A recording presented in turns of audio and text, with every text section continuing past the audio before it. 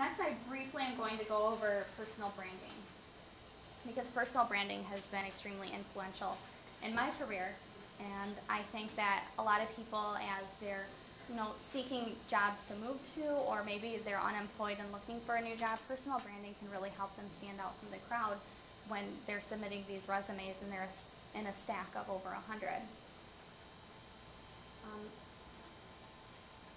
So first of all, a lot of you might be saying, well, how can it help me? First of all, it demonstrates leadership in your field. So no matter what field you're in, there are probably things that are newsworthy that you can talk about online if you, say, wanted to have a blog, or even if you're just on Facebook and you want to share tweets, or even on LinkedIn. Some of you might not want to be on those more social networks. LinkedIn is a great professional network, and it's another great way to build up your credibility. You want to showcase yourself as someone who's knowledgeable about your industry and up to date about the trends, and by sharing news and discussing topics related to your career, you really can help showcase that. You also can use it to network with other people. I've met a lot of great people through Twitter first, and then met them in person at conferences and at events. And that's a really great way to help build your network, because you kind of know that person a little bit better, and so it's a little bit less awkward walking up. I know when I first met Jen, I said, hey, aren't you amigo Jen?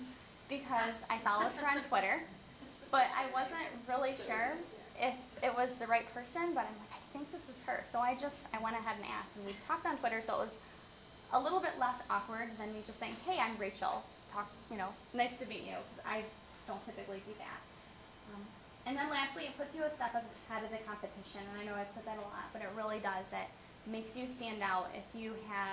Think about if you were looking at resumes and you have one person who has a website listed on their resume, and you go there and it has all this great stuff about how great they are, versus the person who maybe doesn't.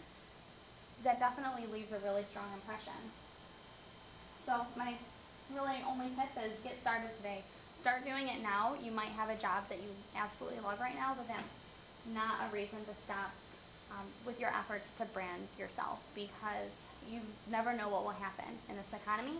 You never know if, say, your boss leaves and then you don't want to work there anymore. So start doing it now. That way you're prepared to really build your career when you need to. So things to do. First of all, Google yourself. How many of you have Googled yourself? Okay, if you haven't, just do it just to see what's being said, because sometimes there are people with your same exact name. There's a girl who's a fashion designer in California with my same name. And so sometimes she posts really ridiculous photos. I'm really glad that my SEO is higher than hers, and I come up first in the Google results. Share ideas and information, and some examples, the great articles that you read, blog posts, something you learned the hard way. So maybe you're working on a project and something goes horrifically wrong. Maybe write a blog post about that, because people might, be in the same situation and can learn from that. Another thing that a lot of people do is they tweet tips that they hear from speakers. And I've noticed it's less prevalent around here, but when I have gone to conferences in Detroit, during the entire time someone is speaking, people are tweeting what they're saying. And it's really interesting, because you can search those tweets after that conference or after that session, and you can see everything that's being said, and there's these little tidbits. And you can also see from sessions that you weren't a part of. And it's a really great way to see what other people are getting out of conferences and speakers. And then launch a website or a blog. Just because, one, it'll help you be found on Google, especially if you really don't have a presence. And also it showcases your skills. But I would definitely recommend buying your own domain name. It'll cost you like $9.99 to $12.99 a year. And it's a really great investment to really own that. It helps, especially if you want to give it to someone. You can just rattle off a web address instead of those free ones that are incredibly long. And then be selective again. You don't need to be on every platform. Just choose the ones that interest you the most.